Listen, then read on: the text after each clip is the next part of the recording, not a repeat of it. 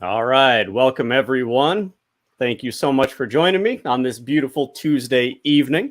I am Brad with Steve's Real Food, and I'm back with Rob Ryan, master fermenter and founder of Gussy's Gut, the microbiome company for dogs. We're also joined tonight by Dr. Ian Billinghurst. So Dr. Billinghurst is a veterinarian, author, pet industry revolutionary, and all-around awesome guy. He's written several books on pet health, helped lay the foundation for today's raw diets. He's the senior advisor for Gussy's Gut, among many, many other things. And he's also known as the father of raw food. So Dr. Billinghurst, welcome. It's so great to have you here with us tonight, or this morning for you. Thank you very much, Brad. It's great to be here. Almost the afternoon here in sunny downtown Australia. Down under, as they say. Yeah. How is we were just talking about this, but I didn't ask you, and I'm curious, how is the weather there right now? Absolutely summer-like. Finally, we've had a very cool summer, and we've finally got a few hot days. I've actually had to order the plants. Oh, for sure. And we've had a very mild winter here in Michigan, so we're probably headed for some cold days. Just about the opposite. So we are all here tonight to talk about this awesome collaboration between Steve's and Gussy's Gut, and then to dive deeper into fermentation, right? And why dogs need it. This is something that was not really part of the original raw plan, if I'm not mistaken. And it's kind of I don't want to say a recent addition, but something that may have, I wouldn't say slipped our minds, but maybe just now occurring to us how important this is for dogs to be eating this stuff. I think we always knew it was important. We didn't know how to incorporate it. In the early days, I just said, look, I understood that dogs love to dig up bones and eat poo and all that stuff. So the eating poo, most people actually ignored what I had to say about that because they didn't understand that those additional things that I was adding in, such as extra protein, essential fatty acids, essential amino acids, probiotics even, prebiotics in the form of vegetables, they didn't understand that was actually trying to take the place of fermented food. Now, I knew that dogs love to eat the wild dogs anyway, love to eat the guts. Perhaps not. Well, it's the gut contents. That's a politically correct way of saying that, I think. The gut contents of their prey. How we could actually do that, and of course, if you look at my first book, it was called The Practical Common Sense Way of Feeding Dogs. That was Give Your Dog a Bone. And I wanted something that was easy and practical. And for most people, that wasn't practical.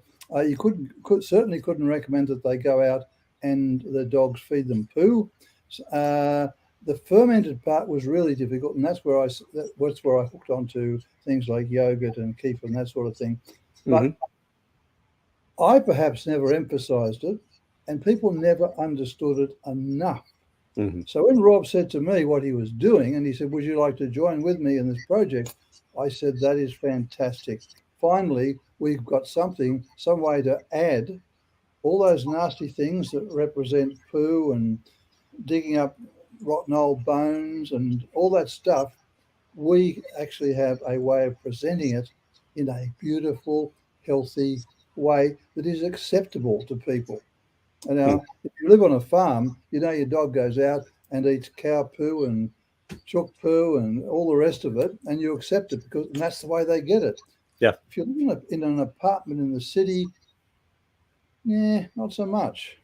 So what Rob proposed to me back then, and which is now developing and growing, and now is part of your product, is absolutely fantastic.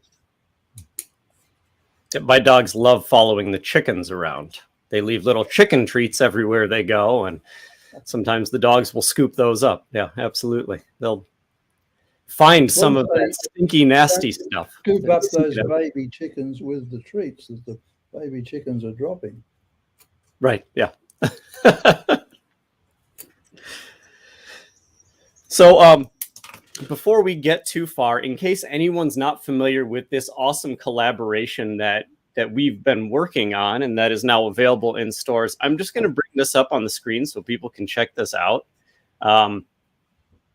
These have been available in stores for maybe a month or two, and they're still working their way to certain stores. So if you don't see them in your store yet, maybe bug the store manager, but they'll get there eventually. Don't worry. But this is really cool because Steve's Real Food, we're bringing the ground lamb or the ground chicken. These are freeze-dried treats that are just absolutely awesome. We're bringing the ground lamb or the ground chicken, and this is the same awesome, super high-quality meat that's going into the Steve's Real Food food. But then Gussy's Gut, you guys are bringing this incredible cast of fermented organic superfoods. And these two teamed up together just do such amazing things for dogs and for cats. This is actually proven to be a very great way to get this into cats' mouths because you give them some fermented superfood, they're going to say, ugh. But you give them some of these protein bites, it's 80% meat, and they've actually really been taken to it. But do you guys want to talk about this blend right here while we have it up on the screen? Maybe just dig into it a little bit. Sure. I think Rob needs to go first on this. Sure, I'll volunteer. Well, I like that you said it was an exciting cast of ingredients. I mean, this is a formula that was designed for a transitional gut from kibble to a healthy real food diet. So I'll call it a real food diet, whether that's raw or gently cooked or, anywhere or even fully cooked, a real food diet. And a lot of dogs who have lived that way their whole life, a lot of people have rescues. These dogs have, we don't know what they've had in the past, what they've been able to get a hold of in terms of nutrition. So sometimes their gut is just not as prepared. It might have eaten one protein, one formula its whole life. And so this is an ingredient blend that is designed to help increase the vitality back to the gut, increase the mucosal lining, increase the healing, and let the gut do what it does, which is repopulate with a better mix of probiotics, so that once real food gets into the system, those probiotics can go to work and break down that food. And I'm oversimplifying certainly, but then if you have that in your dog, if you have a diverse microbiome, you're not going to have these issues with diarrhea, for example, or loose stools once you introduce a really healthy food like these protein bites. Yeah, it's not a normal thing for an animal to have diarrhea every time you switch their food, right? I mean, if I ate a cheeseburger today and then a taco tomorrow and that gave me diarrhea, that would not be a good sign of health. That would be a sign that maybe I need to adjust something in my own system, right? Yeah, I mean, and I'll let Dr. Billinghurst speak directly to that. But sometimes healthy dogs can, their system for, I'll just be very general here and say that their systems can face a shock. And then that will, cause a loose stool. But and a lot of times those aren't anything to be worried about. But they're short term. They're it's one bowel movement and then they firm back up again. But a lot of dogs who have, like I said, they've lived on one kibble for most of their life, even if that life is just 3 years old. This is a gut that just doesn't know what's coming. It's expecting the same thing over and over again. We're very adaptive creatures. That includes dogs and cats. And so this is in preparation of that. And I'll just kind of zoom back real quick from the function of these ingredients. But what we try to do at Gussy's Gut is, if you look back at the ancestral diet, the biologically appropriate diet of dogs that have, come from wolves, this idea of eating gut contents. We won't get into eating poo, which even I, grimace at when I think about it and say it. But eating the gut contents, the stomach contents of their prey, what we're doing is we're mimicking nature, and we are optimizing, if we could, we're optimizing what that animal ate before the wolf or your dog ate it. Or frankly, if your dog ate it on the farm, your dog could have caught a rabbit or a mouse or anything and ate the gut contents of that animal.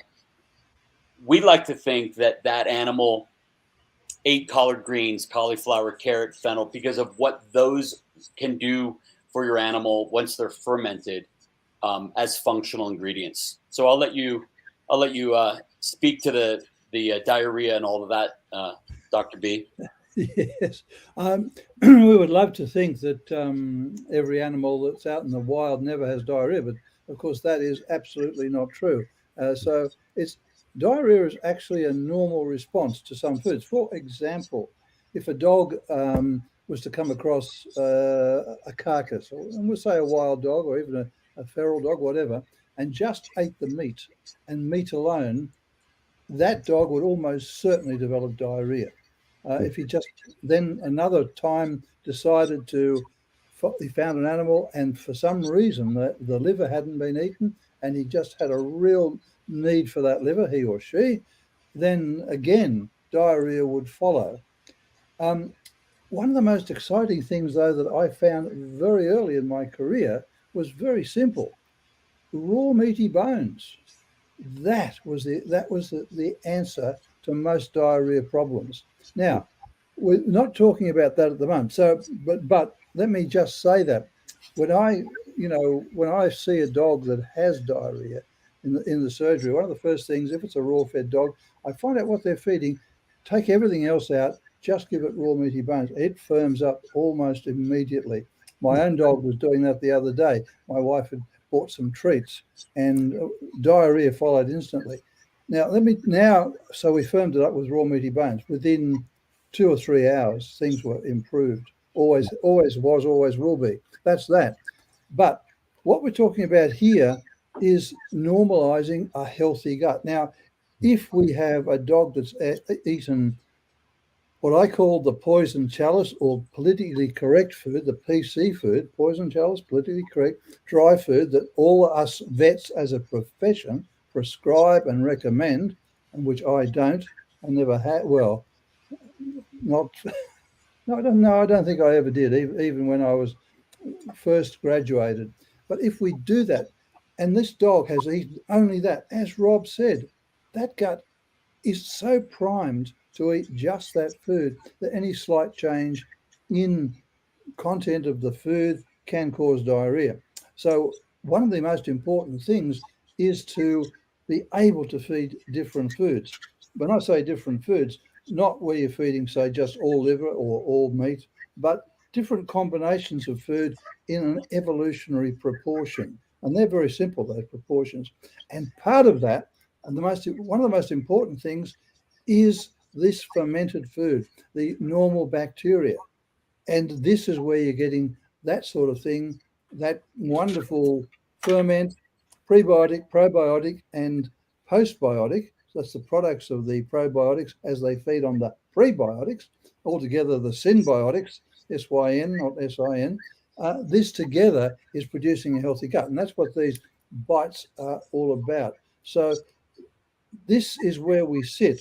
We're trying. And of course, if, again, as I mentioned earlier, if you have a dog living in an apartment, you don't want to produce a situation which is quite normal of diarrhea by feeding a whole load of meat or a whole load of liver, because that ain't pretty, it ain't pleasant, it smells pretty bad, and the cleanup is difficult and expensive.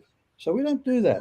So this is a great way, together with the knowledge that raw meaty bones is very powerful in its ability to stop diarrhea, together with feeding these wonderful ferments, as in Gussy's gut, and in this wonderful protein bites.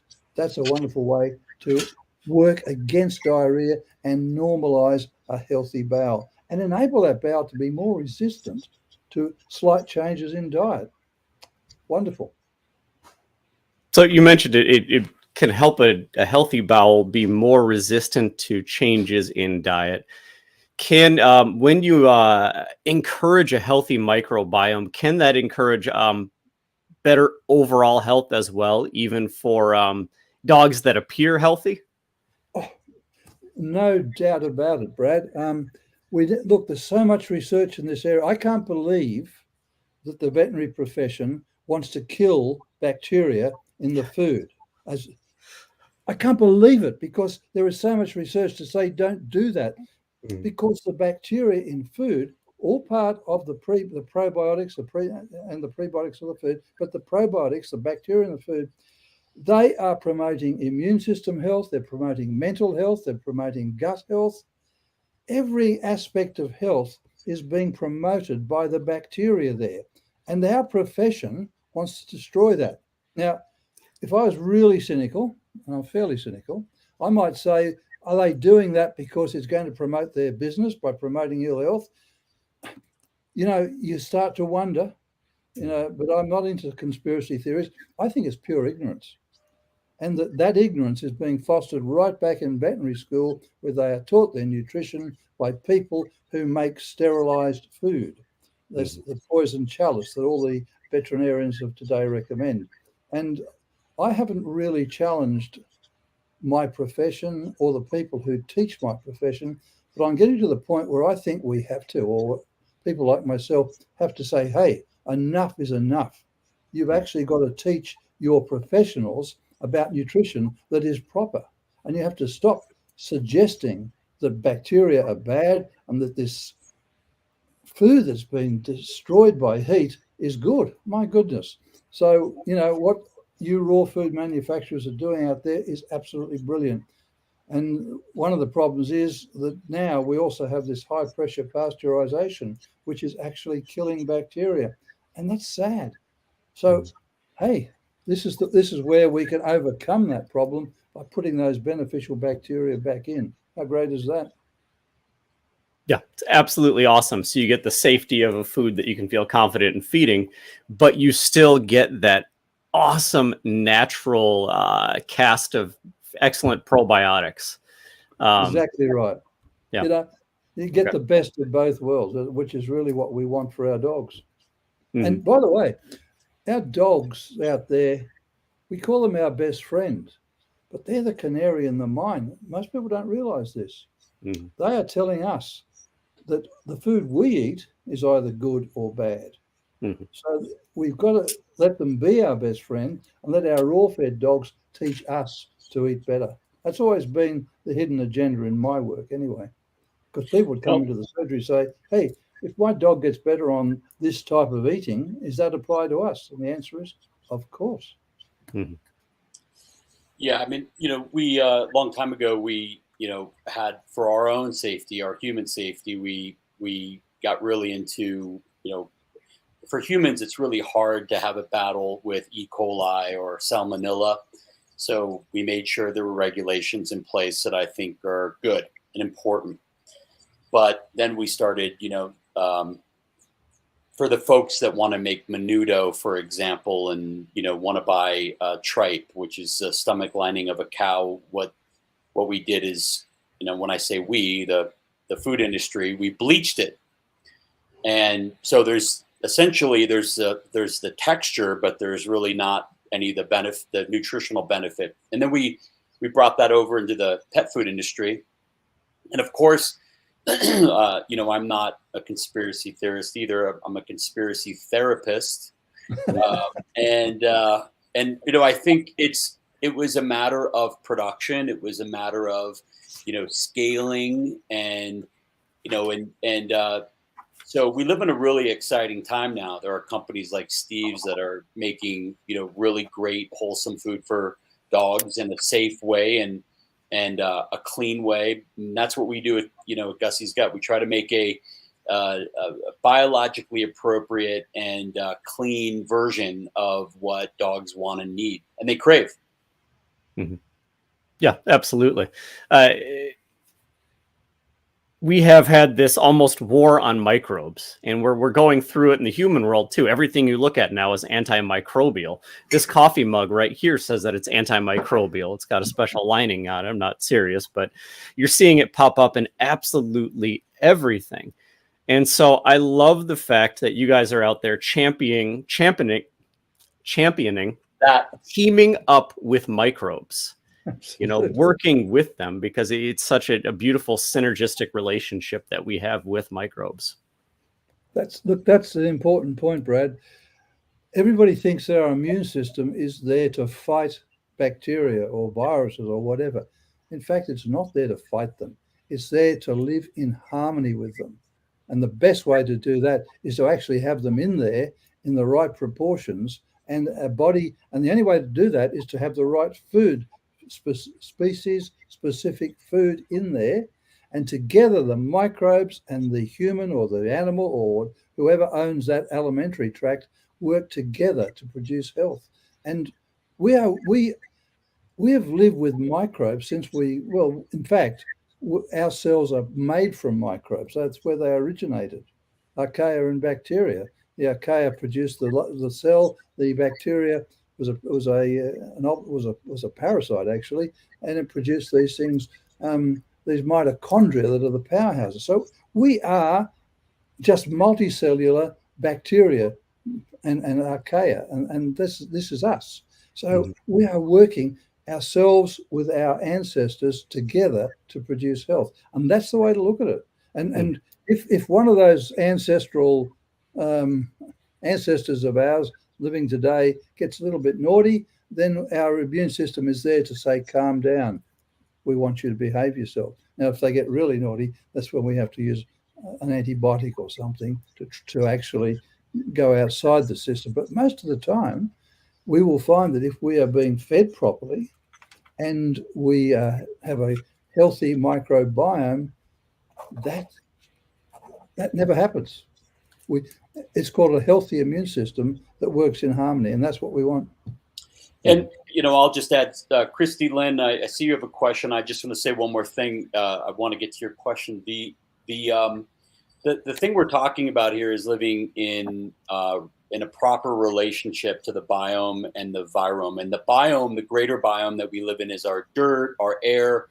We breathe in billions of microbes in our air. When we swim in the ocean or swim in a lake or a river, we're doing the same thing. There's a biome in the water, and certainly in the dirt. When we throw a ball for our dog and dirt gets on the ball and they ingest that dirt, they're in relationship to their environment. And based on where they are, if I take my dog Gus in Colorado, he'll have one biome. If I take him to another place, he'll have another biome, and it'll start to shift because he's in a proper relationship and harmony to that biome. And lastly, I'll just say this on the whole idea of germ theory, and we're at war with our biome and virome, and we obviously just had a big pandemic around the world, and so this is a really big topic. We're the virome and the biome are, as Dr. Billinghurst said, very important for us internally. They are keeping our software, if you want to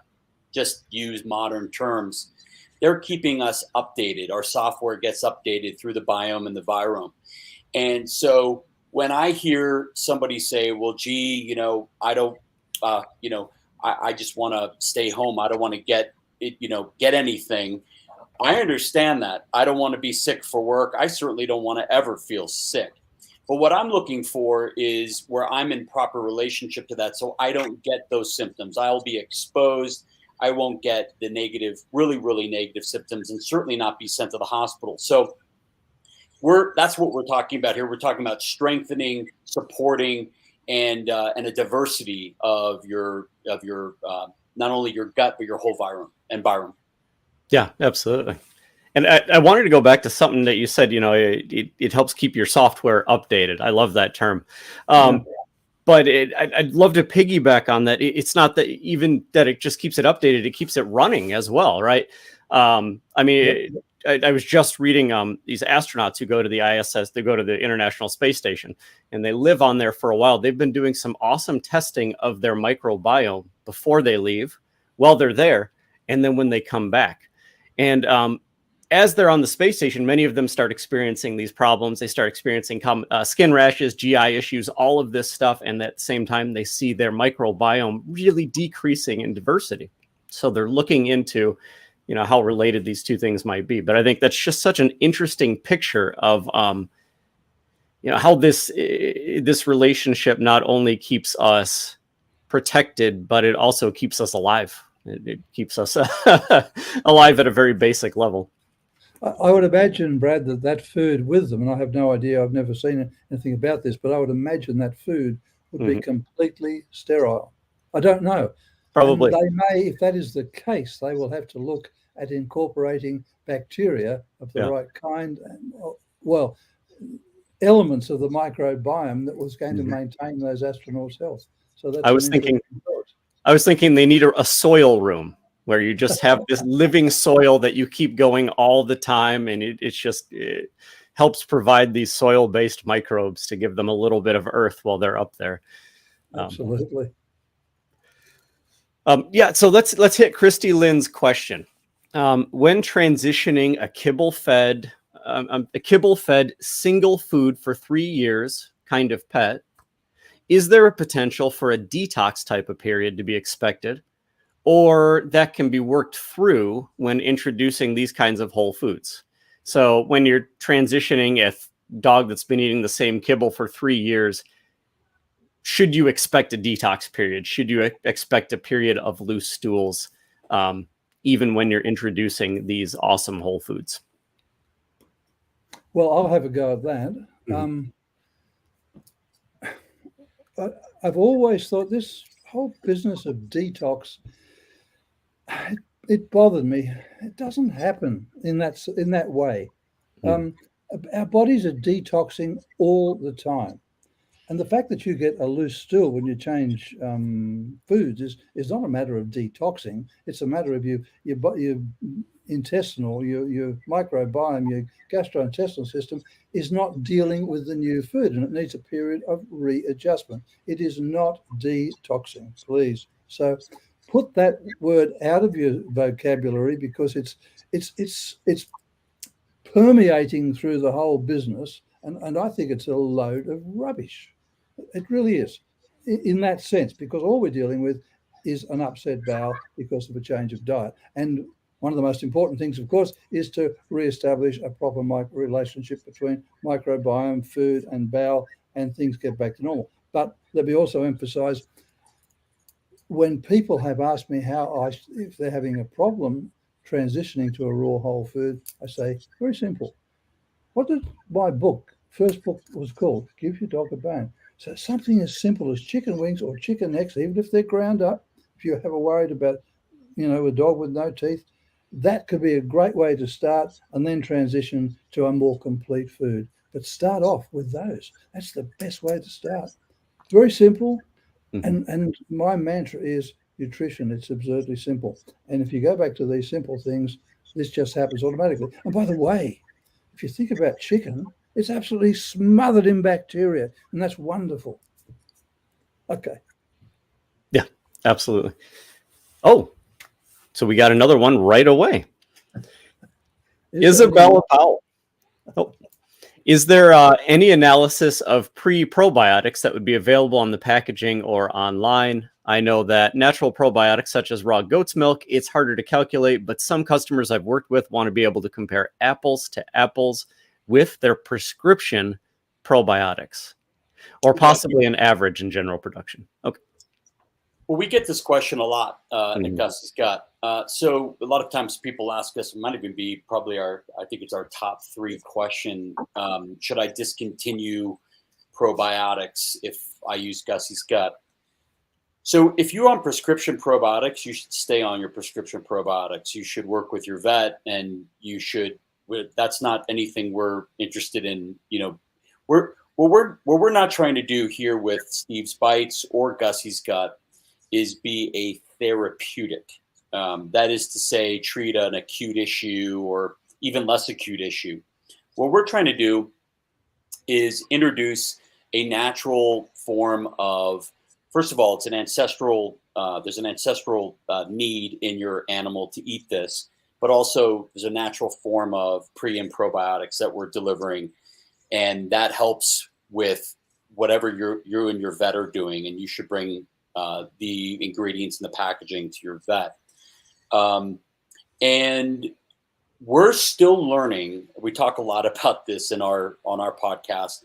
We're still learning so much about the human, where the money is in human gut health and microbiome. With all that money, we still don't know enough. And we talk a lot with all the experts we talk to, they're all saying, look, this is like, we now know enough to know this is as vast as the universe itself, literally. And we don't understand as much about the microbiome as we might understand about space and the galaxies. I mean, it's hard to know. We have this conversation a lot with different experts. So what we do know is what a probiotic is. We do know what good probiotics are. We do know whole food is better than synthetic. We do know that food-based is better, and that one of the benefits that you get with this, a lot of people are focused on this topic of probiotics like a pill, is the fact that you're getting these functional ingredients that are whole food ingredients.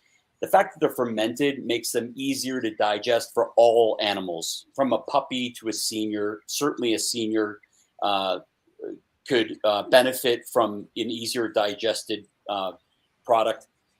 But those nutrients that come along with each of those ingredients, those get in your animal better because they've been fermented. They've been broken down, and they're much easier to assimilate all the good stuff that comes with them. So did I miss anything, Dr. B? No, I'm glad you answered that. So good, so good. And you started out by saying, we're not here to change that prescription. We are here to begin a process that is going to restore health to your dog from the ground up, from the most fundamental level. Because unfortunately, today, we are not doing that with our dogs with the way we raise them, with a lack of real food, with a lack of these probiotics, with a lack of understanding of what actually creates a healthy body. But we're beginning to understand. And I think with understanding is coming a realization that we don't need to know all this calculated stuff, because we just don't know enough to make any relevance or any real meaning from this calculated stuff. What we do know, if we follow a pattern that is consistent with the way the dog evolved, and this evolution has taken millions of years, in fact, billions. And so these developments that have occurred between us and our surrounding, our environment, and within the body, the intricate pathways, these are what lead to health. We don't have to understand any of it except to follow these evolutionary patterns. And if we do that, and raw food is that, and fermented food is that, then we're going to see a gradual return to health. And eventually, what we're hoping is that your vet might say, I don't think we need these prescription and whatever anymore, including these prescription probiotics, because your dog is so healthy. And that's where we want to be. But again, let your vet make that decision. In the meantime, you can work against your vet's better interest in terms of his bottom line by making your dog healthy. And then we have to change the veterinary profession and make them more interested in prevention, rather than the way we're currently trained is to diagnose and treat with drugs and whatever. So it's got to be a paradigm shift.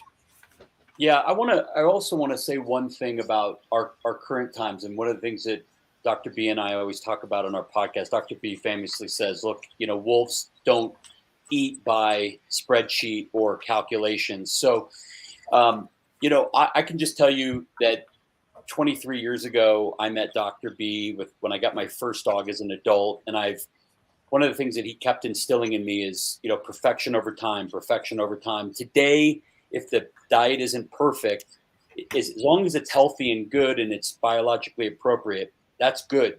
It could be perfect. And I can tell you that there are plenty of times when I travel I'll just pick up a couple whole chicken legs, give him to Gus. I don't have any Gussy's gut or any vegetables or anything. He just gets that. Some days it's a block of grass-fed beef, a block, and he gets that. There's no calcium, there's no balance.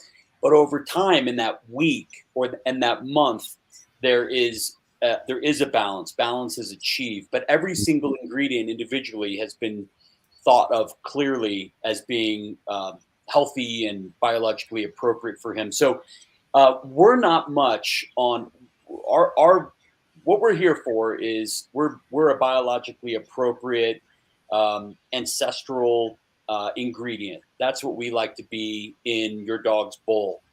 And we also have a wild fermentation that I think, if I just read into this question a little bit, we don't have any ability to tell you how many CFUs are in of any probiotic.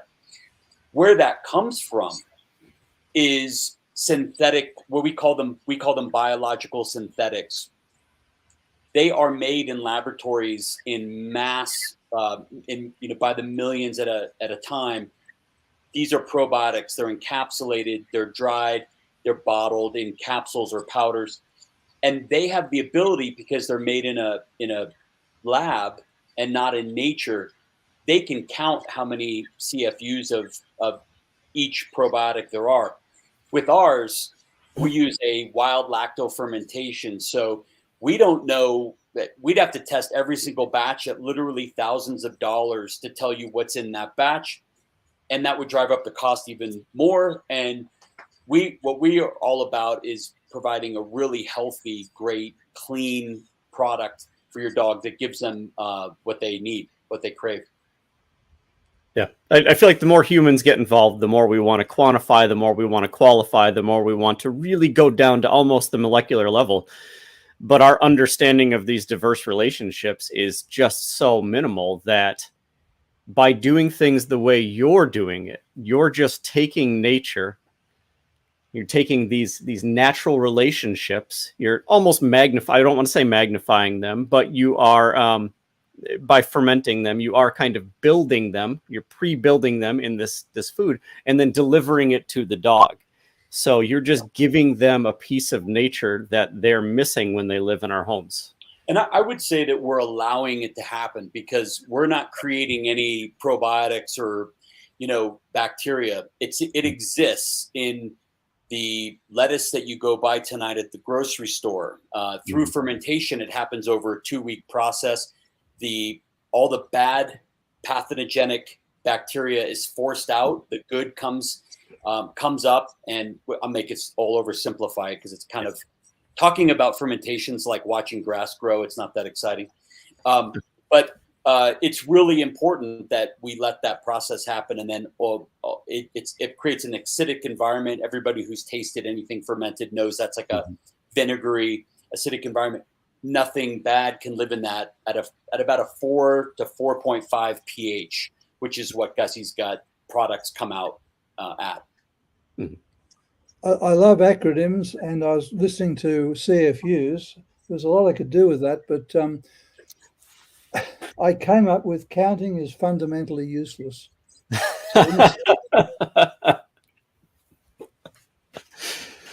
Oh, man. Trademark. Anyway.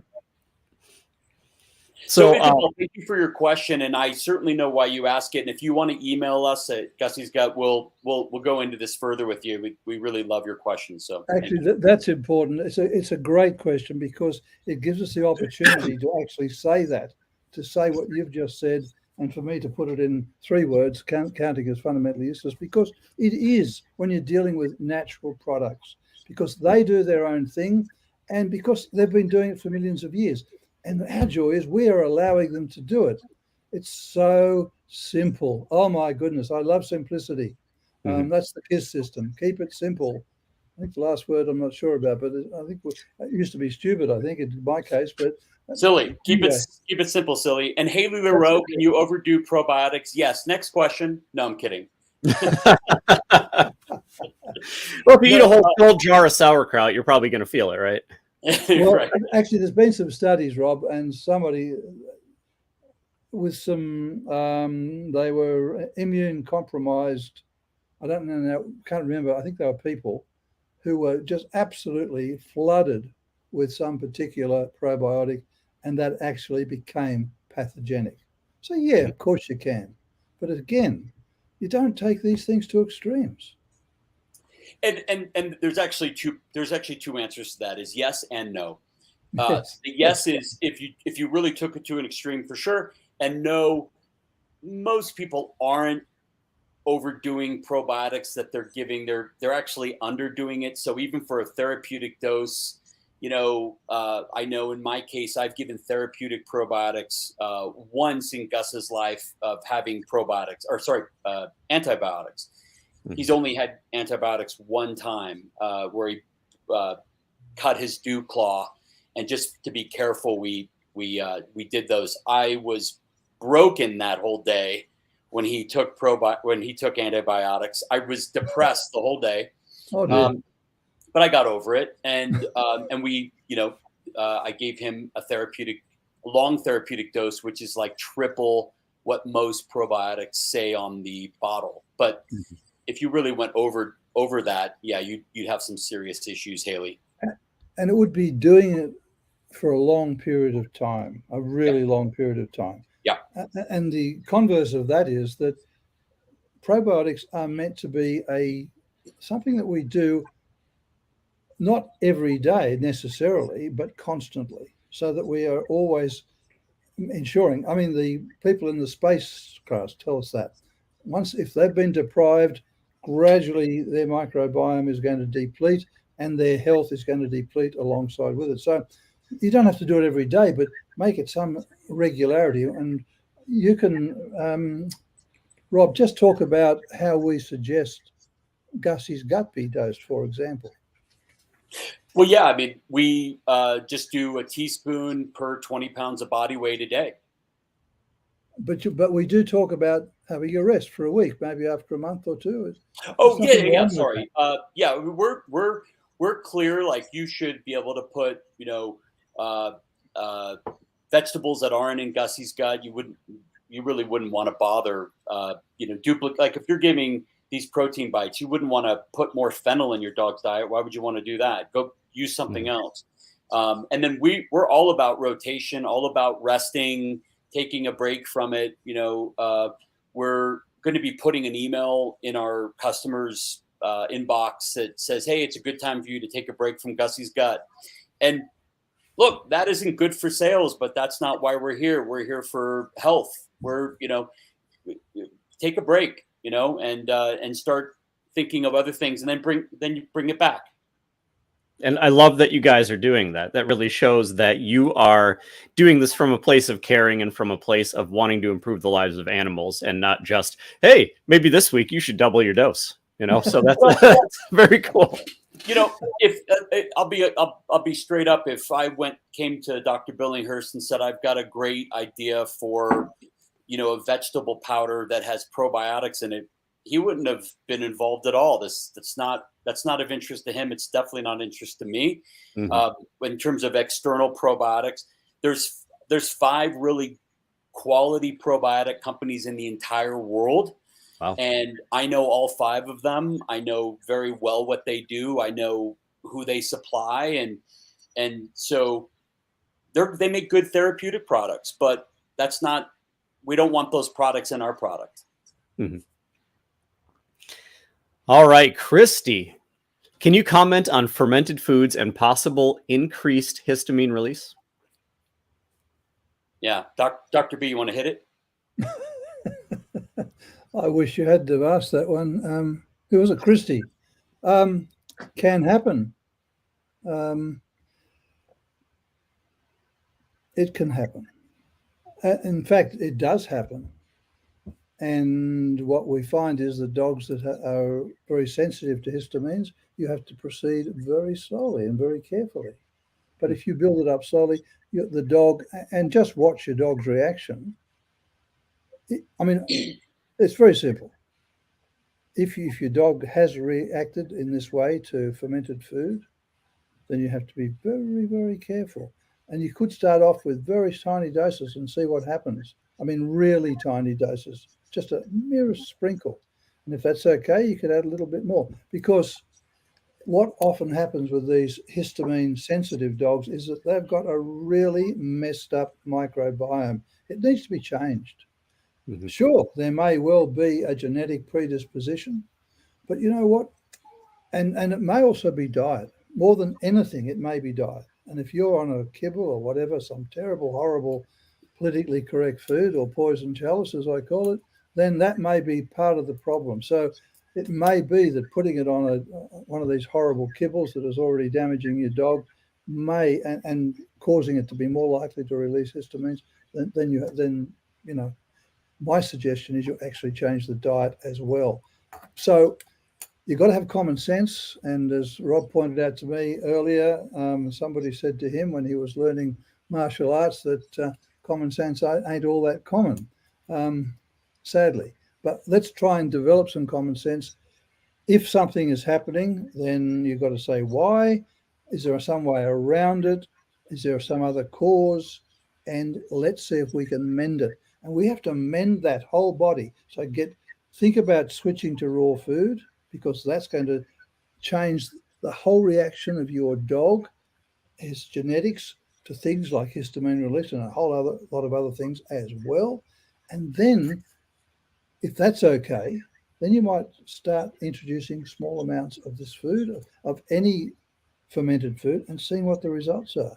It's just a matter of really, if you really want to make your dog healthy and you're prepared to try these things, but you have to do it. You have to be willing to do that. It's your choice, and you have to do it with a knowledge of your dog and what your dog's having. And often, probably the best way to do it is in consultation with a vet who understands these things. If you can do that, that's fabulous.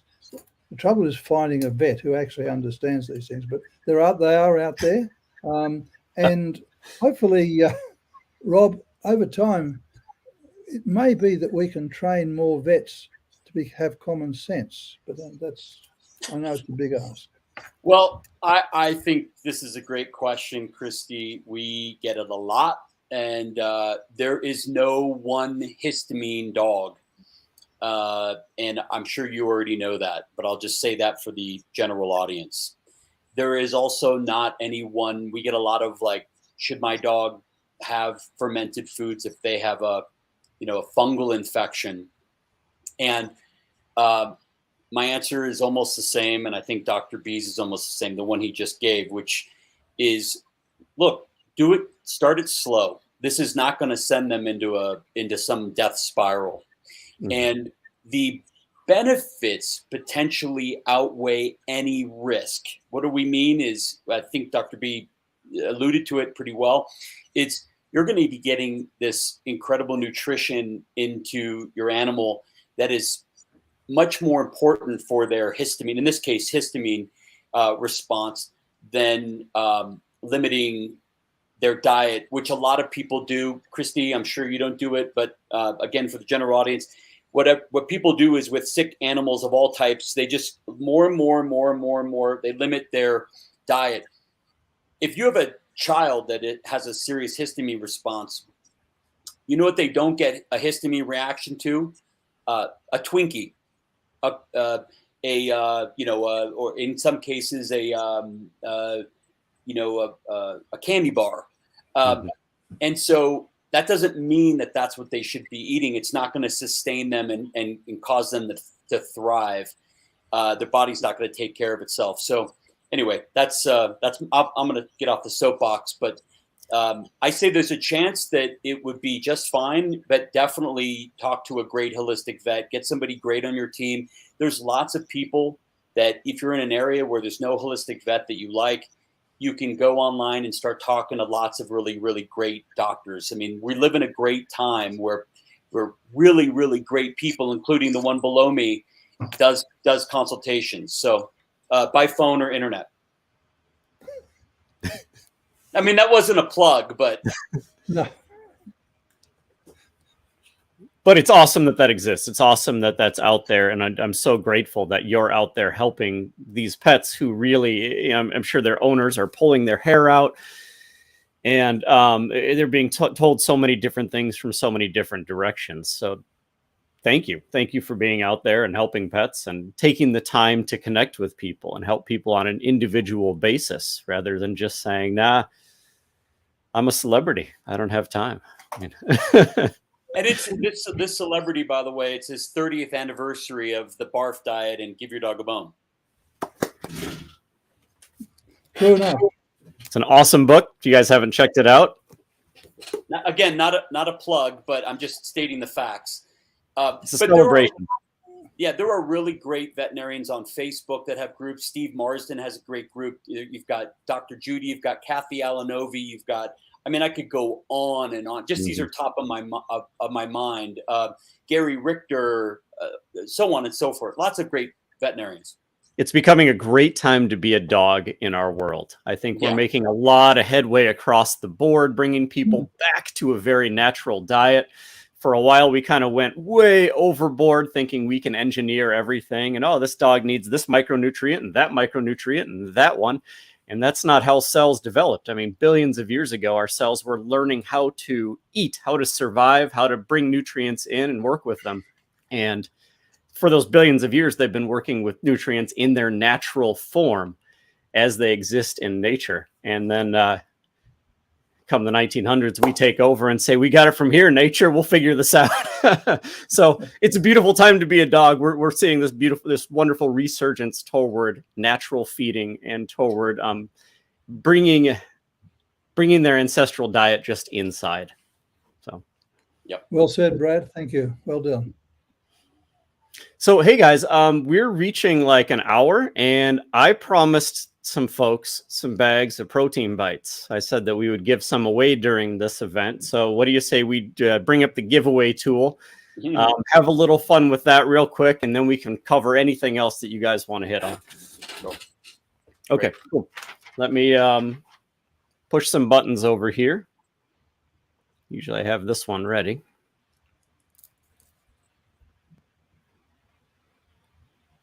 All right. And there we go. So here we have our fancy StreamYard giveaway tool. All you guys have to do, if you're interested in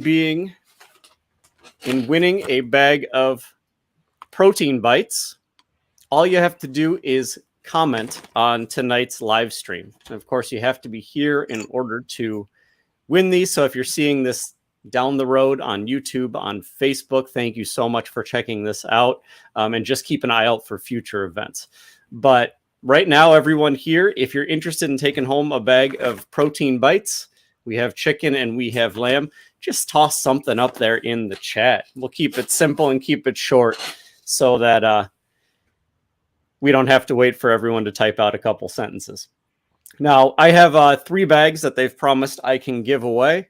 But let's do 4. Let's see if I get in trouble for doing that. It just depends on how many we have on hand to ship out.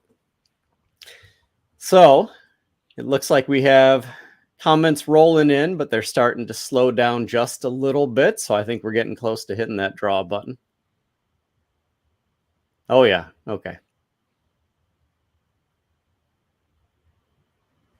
And I see a lot of repeat names. Thank you, guys. I see folks who were on our last talk, Rob. So that's really cool that some of you guys came back. Thank you so much. All right. We've stayed at 37 for a minute. Let's hit that fancy button.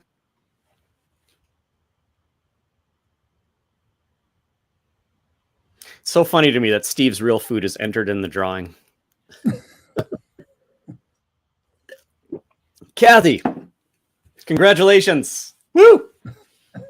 We will reach out to you, figure out your mailing information, and get you a bag of protein bites. Sweet. Let's hit this button again and see what happens.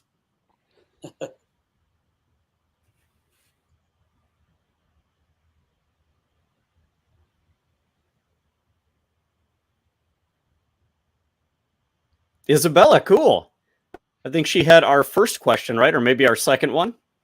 Very cool. Nice, all right. Nice congratulations. Picture. Oh, yeah, absolutely. Every time I try to take a picture of myself with my dog, it just doesn't come out well. I'm not Me either too. I'm not photogenic at the time or he's not photogenic at the time. We just can't work it out. We got to find a day when we're both looking good. It's a All problem right. with the black lab. Oh, yeah. Yeah. I've got a great big golden. He's got a huge head, just a beautiful dog. But yeah, I can't seem to get that the right angle. Bridget, congratulations. And look at that Sweet. picture of Bridget. That's a great picture. And the beach there, I mean, I Right. want to be there. I'm curious, Bridget, where is that? What beach is that? It looks so much like Lake Michigan, which I know it's not because the beach is too big right now. I say that it's But East man, Coast. I love the beach. All right. Well, we're waiting to figure out where it is. Let's do one more.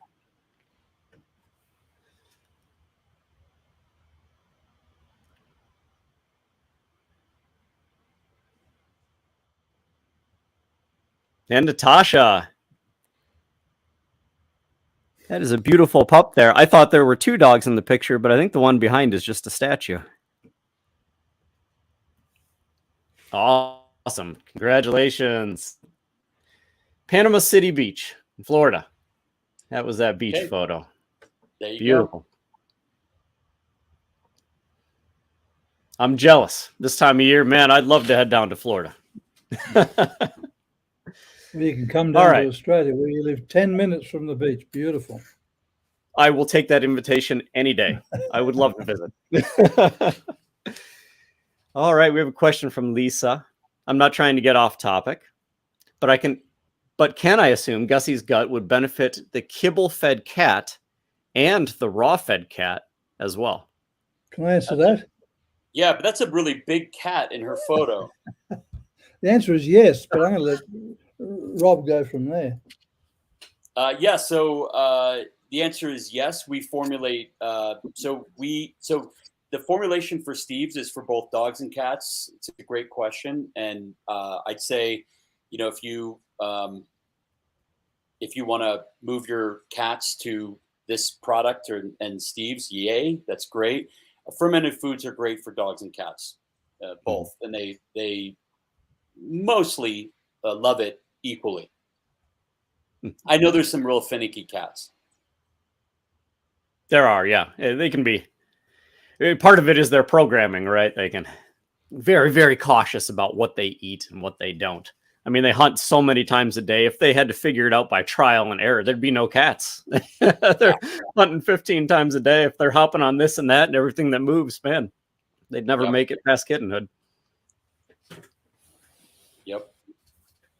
Great. All right, question. guys. Yeah. Well, I don't see any other questions coming across the board right now. I know that Leslie has been working her butt off, keeping up with them in the chat, and I appreciate that, Leslie. Oh, Christy.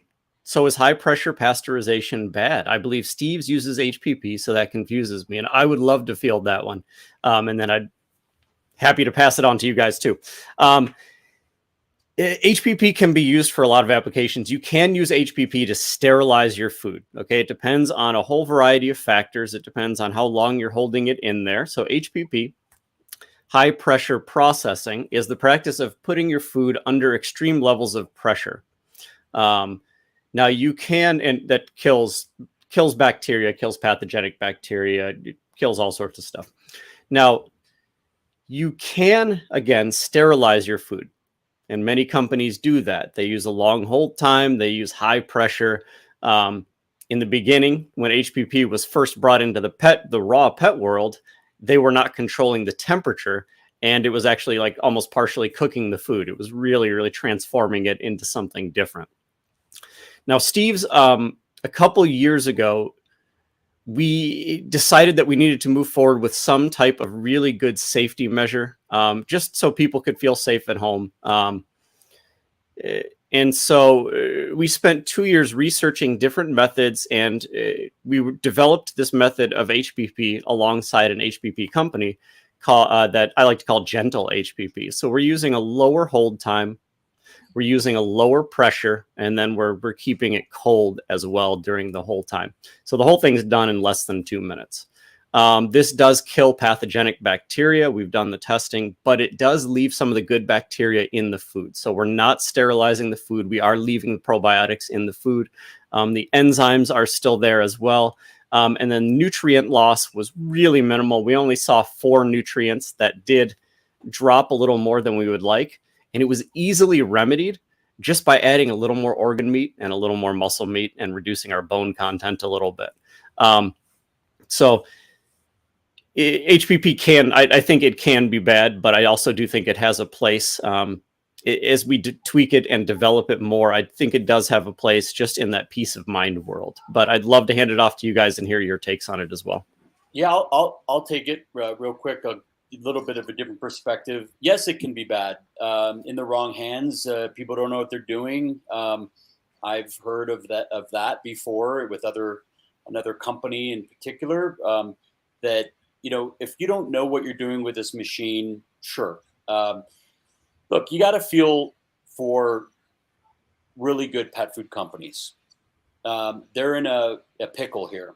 So the government essentially and the regulating bodies, and I know that in Australia where Ian is, that's a whole different can of worms, let's just say. But the whole idea is that they want to make a safe product, and in order for them to serve you, they have to make a safe product. So I understand, and it's the same thing. I'll just tell you with what we do. In our product, we freeze dry, and that's under pressure, and there can be heat if you don't know how to work your freeze dryers. There can be heat that will kill everything in a freeze dryer.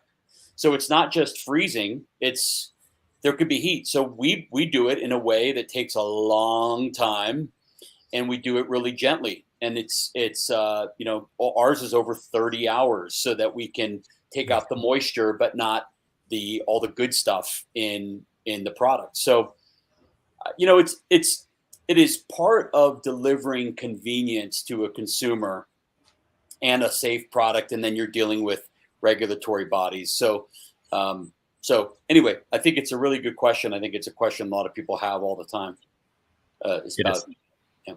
We get that a lot. You can actually, actually, go ahead, Ian. I'm sorry, I didn't mean to step on. I just think it's a very important question.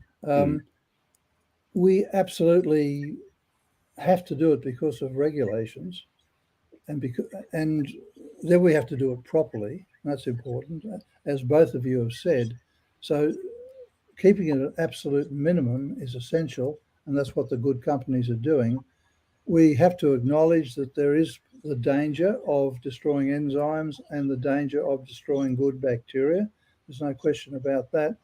But on the upside, the fact that we are still able to feed raw food because of it, that food is so much better than the kibble, even under these circumstances. And as I said a little bit earlier, the fact that we can now add in a great product, or such as Gussy's gut, to counteract to a greater or lesser degree that problem is fantastic. So we have to keep everything in proportion. We have to be common sense about it. Again, it comes back to common sense. Really, in everything we do, it's a matter of saying, I now understand what that's about. I'm not going to condemn it. I'm not going to say it's good. I'm not going to say it's bad. It is what it is. It's a matter of understanding, and on that basis, I make my choice. Problem is, for most of us, we're making choices without understanding anything. And people will say, oh, well, raw food, that's just bad, so we're not going to do it. No understanding. Or kibble is really good because it's vet approved. No understanding. So understanding is the key. Knowledge is power. And really, that's where my whole professional career has been presenting people with what I believe are the correct answers and letting them make the choice. Because they could make a sensible choice then based on knowledge. That's it's about balance. It's about what you're interested in, willing to do. I would love my dogs to get a fresh piece of meat that was just killed seconds ago. I would love that. I am not doing that. It's just not happening.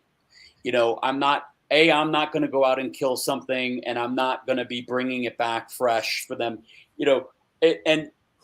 I'm not willing to do that. I buy my particular, with my lifestyle and my life and my dog's life, I buy a product that's made. So I think if you want to feed really well, and you want the convenience and the the ability to have it, if it's mixed in like protein bites are, that's pre-mixed and something that's really great. Boom, feed. You're a busy person. You come home from work, you just open the bag and can feed it. That's great. And if you want to, some people do that. They go slaughter an animal, cut a chicken, and give it to their dog. I've seen it on Instagram. I'm not doing it. I raise chickens, and I take their eggs and feed those to the dogs. That's as far as I'm going to go down that path. Yeah, my dogs will get things from the garden, but I'm not going to, raise animals or hunt them just for my dogs. Yeah. Yeah. Well, I spend a lot of my time teaching people to make raw food for their animals if they are concerned about all those questions. And so this can be done too. And you can do it very easily at home. The one thing you have to have is something that'll actually mince the bones, but that's probably a discussion for a whole other time. More importantly than the thing that grinds the bones, you need to have the time. Yes. Right. That's how these companies came about. There used to be tons of these raw food parties, right? Back in the 90s, people would get together and meet up in the kitchen one day and make huge batches of raw food. And some folks said, you know what? I'm tired of doing this. I'd love to open a bag. Yeah. What we do is at Gussy's Gut, anybody can do on their own. Right. We welcome you. Go ferment. What we're offering is we've optimized a process that makes it better for specifically canines, and it certainly makes it more convenient. And thankfully we have this technology of freeze drying that we can deliver it. Where you just reanimate it with a little bit of water, or bone broth, or kefir. And you guys have taken it to the next level. We've put it in, we've mixed it, then we freeze dried these little, I don't know, what do you call them, Brad? These little pieces, Bites. Yeah. Yeah. So anyway, so it's we're providing a service that is helping people achieve these high standards with a busy life. There you go. There's a bite. There you go. Very good. Well said. And I love taking these protein bites and just sprinkling them onto my Steve's food or whatever it is that I'm feeding for the day. To me, it's just that extra little pre-pro postbiotic addition. When I'm adding in nutrients from other things, I'm then trying to maximize their absorption just by adding some of some of those good critters to their gut. My friend, she insists on feeding kibble to her dog, and don't get me started, but she now puts these Steve's Real Bites on the kibble. Mm-hmm. Yeah, that's awesome. If that's how you want to get your feet wet, if that's how you want to help your dog, it will absolutely add some things that kibble is missing. That kibble is a dead, ultra processed product, and adding in some of this living real food will go a long way. Yeah. And pour some water on it.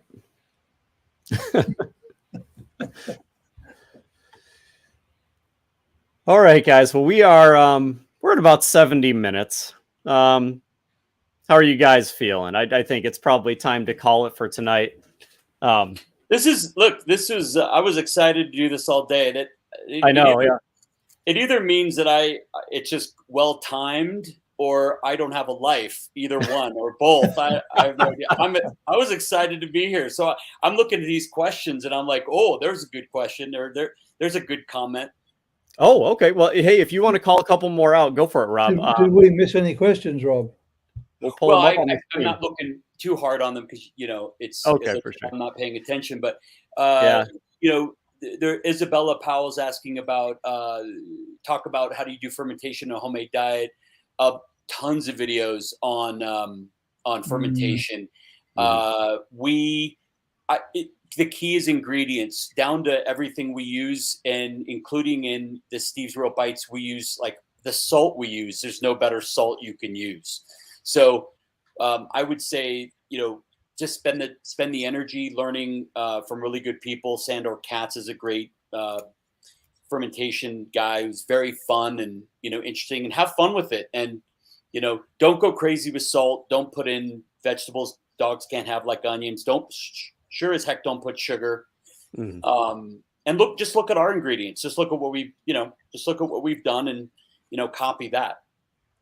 There's a really fun short movie that I watched recently. It's called Fermented. Sandor Katz actually makes an appearance in it, and you get to see him make some of his kimchi. But it's a very fun introduction to fermentation. And so that might be a good place to start as well. But yeah, definitely YouTube videos. You'll find everything. That is the repository of all human knowledge, I think, at this point. That is the exactly. If they're having food making parties, surely they can have some fermentation parties. Oh, absolutely. Yeah. And I would just say, one thing I would say is do not just ferment like one thing, cabbage, or that's not where it's at. Where it's at is these superfoods that are going to be made more bioavailable. That's the word I like. Dr. B doesn't love it as much, but make it more bioavailable, assimilatable, digestible, absorbable, whatever word you want, for all dogs. Even puppies can benefit. Everybody thinks puppies are so, perfect and healthy. Well, they're really living on their good looks and their young life. But it depends on what the mother ate, how the mother lived. Was she over medicated? Was she all this other stuff? So don't just assume your puppy's super healthy. Give them some fermented too. Yes, they can be sprouted. Michelle, great question. Sprouts, absolutely. We prefer, Dr. B and I prefer soil grown products. So nothing we use is I just lose the word? Hydroponic or aeroponic. Thank you. Hydroponic. We believe that the biome of the soil is just as important as the vegetable or superfruit or whatever that it's what it's grown in is very important. We could get that's a whole other show, but the dirt that a plant lives in is everything. There's an entire ecosystem that the planet see, I'm starting to. It's another thing, Rob, that we are destroying on our earth, our soil. Absolutely. And that's going to kill us. What we are doing is, as a company, we not only work with organic, but we work with biodynamic, regenerative farms. You can Google those terms. They're high standards, the highest of standards. It actually goes beyond organic. And regenerative is where our heart is. And regenerating the soil is so important for our whole entire planet. Our carbon sequestration naturally. If we change all of our farms to regenerative farms, we'd have zero problems with carbon in the environment, carbon pollution. None of that would be an issue. It would all be drawn down into the soil. We're feeding our plants on the farms the same way that we're trying to feed our dogs right now, which is through just tons of synthetics, salt-based. We're pulling out different nutrients and saying, this is all you need. This is all you need right here. Whereas a plant actually has a beautiful relationship with the soil and with the microbes in the soil. I almost liken it to the inside of our digestive system, where it's just this incredible, it's such a cool thing. We're all soil nerds here, I think. And once you get really into natural nutrition, I feel like that is the end game. You become a soil nerd. You just have to. Yeah. And the reason I brought this up was sprouts on the market today. They tend to be hydroponically grown or grown on these hosts, these environments. They're not dirt based. So if you see them like on a weird, host material, we talk a lot about vertical farms. It depends on, some vertical farms can be soil based. But look, it just has to be really healthy soil. It has to, we have to get away from this idea that we can do without our soil and feed ourselves. I don't care what anybody says. It ain't happening. It's not good for us. And we won't find that out for 10 to 20 years after we start eating that stuff. Trust me, we'll be really excited for about 5 years. And then we'll start to go, oh, this isn't, soil nerds unite. Thank you, Raven. Yeah. So this is one of those things that will sneak up on us and we'll go, oh, whoops. Yep. But then if we just let the soil deplete, there's no bringing it back. It's going to take a long time. That's a whole other show too, Rob. I would love to do a soil show. That's actually what I was digging out as one of my favorite books, Dirt to Soil, about transforming. That's one farmer's journey through this discovery period where he's discovering he cannot keep feeding through these synthetics, and he transitions to a soil nurturing farm style instead. But yeah, there are so many great. I think last time, Rob, you told me, is it Kiss the Ground? It's a great place for a great video for people to check out, or Netflix. Yep. Need to Grow, another great one. The Biggest Little Farm. Yeah, there's all sorts of really cool ones out there. Great. Yeah. And, just look, there's now becoming like a greenwashing, if you will, of the term regenerative farm. So don't be fooled. Do your, educate yourself. Look for really great regenerative farms. And there's a lot of local ones that are starting to do that. It basically just means they're responsibly treating the soil, low tillage, which is what we used to do before World War II, all that good stuff. So, yeah, now you're getting me all up. Now I'm going to be up for 5 hours thinking about soil. I know, absolutely. Yes, I'm such a soil nerd. I actually, for a minute, started a website all about soil and soil health and all that stuff, and then gave it up. I didn't want to sit there writing blog post after blog post, but it is a real passion of mine. All right. Well, let's see. Lavelle, thank you guys so much for putting all this information out there. I think as we can keep putting this in the public eye, it's going to revolutionize the way people feed their pets. And I absolutely agree. And I think this revolution has been going on for a while. It's funny, this is not a new way of thinking. It is just a returning to their original diet, the diet that they've been eating for billions of years during that cellular development period. And we're just now waking up and realizing that we don't know everything. We need to rely on these natural foods. Amen. But I'm thinking it's probably a good time to call it. I really, really, really appreciate you guys for joining me tonight. This was a lot of fun. I hope we can do it again in the future. It'd be fun to talk some more. And thank you for, fielding so many questions and talking with folks. And it was just a great night. And I'm excited to continue down this road with these gut health bites and keep working with you guys. Hey, Linda's got a question. I appreciate the fact that you are using these products. Fantastic. You put up Linda's question. Linda, just go to our websites and emails there. It'll get to, like, if you go to our site, it'll get to me, no problem. If you want to speak to me, and if you want to speak to Brad, just tell them you want to speak to Brad over at stevesrealfood.com. Yeah, absolutely. I'll consult with the smarter minds there. All right. Well, thank you again. Thank you, Rob. Thank you, Ian. This was a terrific night. It was a lot of fun talking to you guys. And thank you, everybody, for participating. I see these comments on the right that Leslie's got such a good control of, but it's very inspiring. It's a lot of, this is our group here. Yeah, absolutely. These are our people. We're talking to the existing listening. So yay. All right.